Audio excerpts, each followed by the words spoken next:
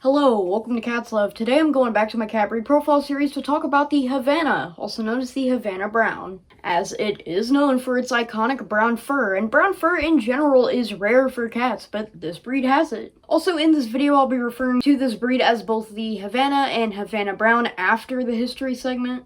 You'll learn why those two names are separated, but during the video I may just call it a Havana or a Havana Brown, but just know, if I use them interchangeably after the history segment, I'm talking about the same breed. Anyways, let's get into their history. It all goes back to the late 1800s, where brown cats were known to exist in the UK and Europe in general way back when. These cats back then were known as brownies. That was kind of like their breed name. That's what they were referred to. Basically, these cats were, if you took a Siamese, took its brown parts, and just soaked it in it. It's basically an all-brown Siamese. We know this because they would be entered into cat shows in the Siamese class, which the breed eventually fell out of favor, sadly, due to the fact that the Siamese cat club stated that the brownie cats simply didn't oblige by their standards, which resulted in the cat slowly disappearing.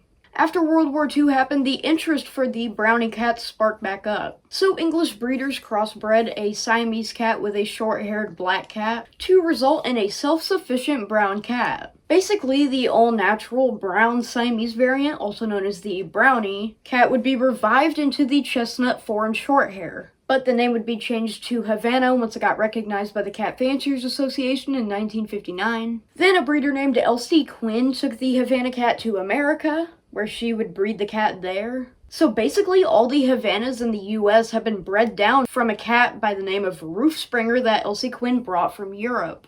And the somewhat all-natural brownie, but also not at all variants in Europe is called the Havana, and the new version in America is called the Havana Brown. In fact, the European breeders actually bred their Havana cats back into Siamese cats. But it's all a little all over the place, and some sources say that they actually have a different origin story, where they dated back from Thailand, where an all-brown Siamese variant was discovered there. And back to the timeline we were on, the original brownie type was entered into Siamese class cat shows under multiple names, including the Swiss mountain cat.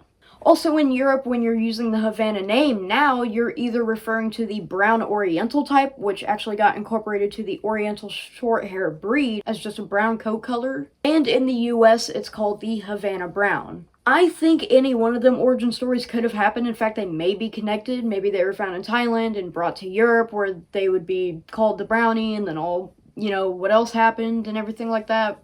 It's up for speculation. Anyway, let's finally talk about how to groom this breed.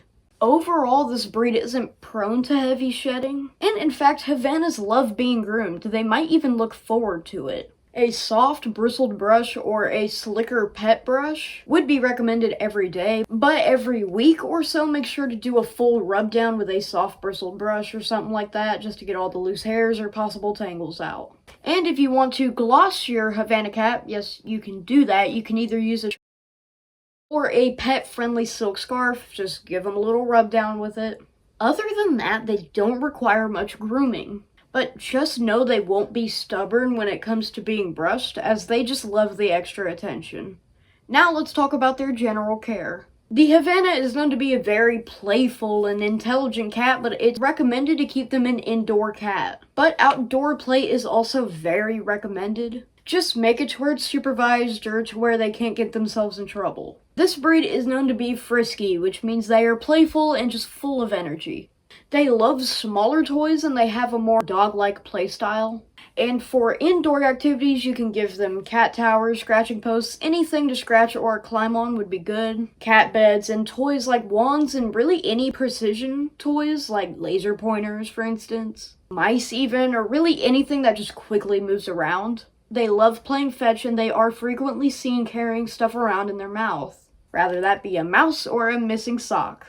Make sure to inspire them to play by getting their toys out. It's good for bonding and just general exercise. Speaking of exercise, their exercise should consist of play, climbing, run-of-the-mill cat stuff. You can contribute by playing with them without toys, like just running around or playing chase. or just letting them have some outdoor play. Also, cat puzzles probably would be recommended due to the fact that this breed is very intelligent and they are known to use their paws. So don't be caught off guard if they end up tapping you with their paws for attention. They are a very people-oriented cat breed though, commonly seen following or revolving their day around their human.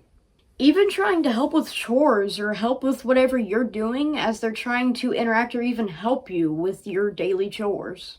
They are a very committed cat breed. The breed is even known for playing or even grooming their favorite person's hair. But let's talk about their food situation. They should eat a high-quality meat-based food with little additives. But if you have another pet, make sure to feed them separately. I'm not joking when I say this, the Havana will devour their food and then seek any other food to destroy, including human food.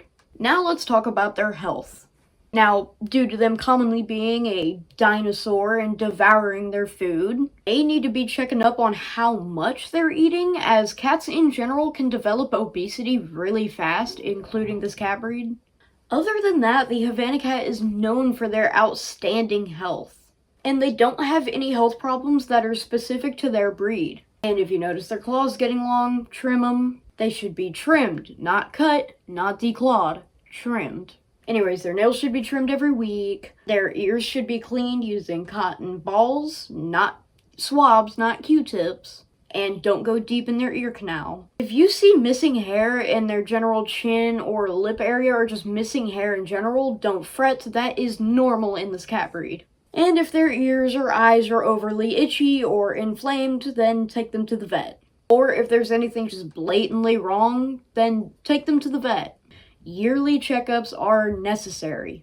Now let's talk about their chocolatey appearance. The Havana Brown, hence the name, is a brown short-haired cat. Anyways, they are a medium-sized cat with a height from 9 to 11 inches or 23 to 28 centimeters. They are a muscular cat and are more substantial than their Siamese cousins. But one of their most iconic features is their head. Said to be light bulb shaped, or from what the CFA said, a corn cob stuck onto an orange. Getting real creative with this one. But they are given that name because their head is slightly larger than it is wide, with a rounded cigar-shaped muzzle, with whiskers that are also brown, similar to its fur. They have an elegant and graceful appearance, with a long and tapered tail, and muscular long hind legs, as their front legs are actually shorter than their hind ones, with rounded ears that tip forward, and oval eyes that come in a striking green color. In fact, one of the best ways to check if your Havana cat is a real Havana cat is their eyes. The breed standard specifically states that it has to have at least a hint of green. It can't be amber, it can't be blue, it has to be green. So let's say if your Havana cat has amber eyes, then it's a LaFoo-Foo.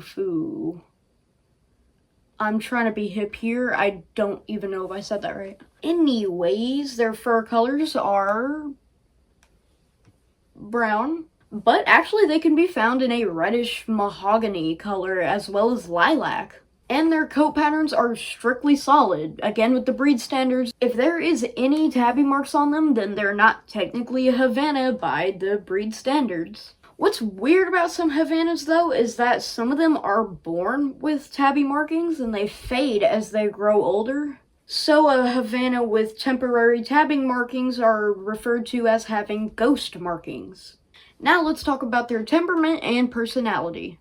Like I said, this breed is a very people-oriented cat. So if you travel a lot or you just aren't home a lot, then this breed isn't recommended for you. And a neighbor or a friend checking up every day to make sure they have water or fresh food won't cut it. They need their humans, so a while without seeing their human will result in depression, lethargy, and they may even stop eating. And this won't develop over a little while. This can happen over just a night or two. But other than that, they should have a playmate. It's recommended to either get another Havana Brown, just any other cat, or a dog to play with.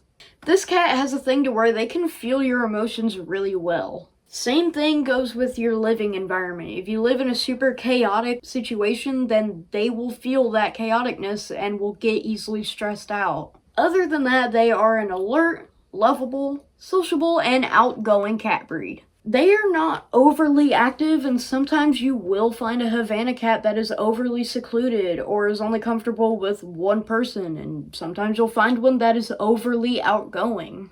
Not calling this breed bipolar, but I also kinda am. Anyways, let's talk about some final fun facts before we conclude our video. Starting with their name, Havana Brown. Where did it come from? And more importantly, did it originate in Cuba? I mean, Havana, Cuba, Havana Brown? Are they related? Well, no, but kinda yeah. It's not known for sure where the name came from. There are two popular theories, though. One is that it came from the Havana rabbit, and another rumor, a very heavy rumor at that, is that the name came from the color of a Cuban cigar. I would like to think that it's a perfect blend of both.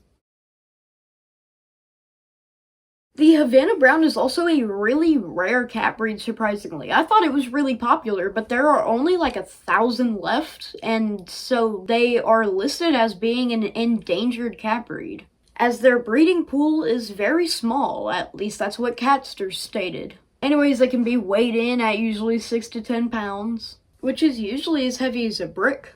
They can live up to 10 to 15 years or longer if properly cared for. And they can cost from $500 to $1,500 or more, since they are very rare. But always remember, adopt, don't shop. Anyways, thanks for watching. This breed is a little more popular, but also surprisingly endangered. But anyways, let's just wrap this up. Stay tuned for the next episode on the Cat Breed Profile series. It'll be at the end of November. I'll be talking about the Highlander. Anyways, thanks for watching. This has been Cat's Love.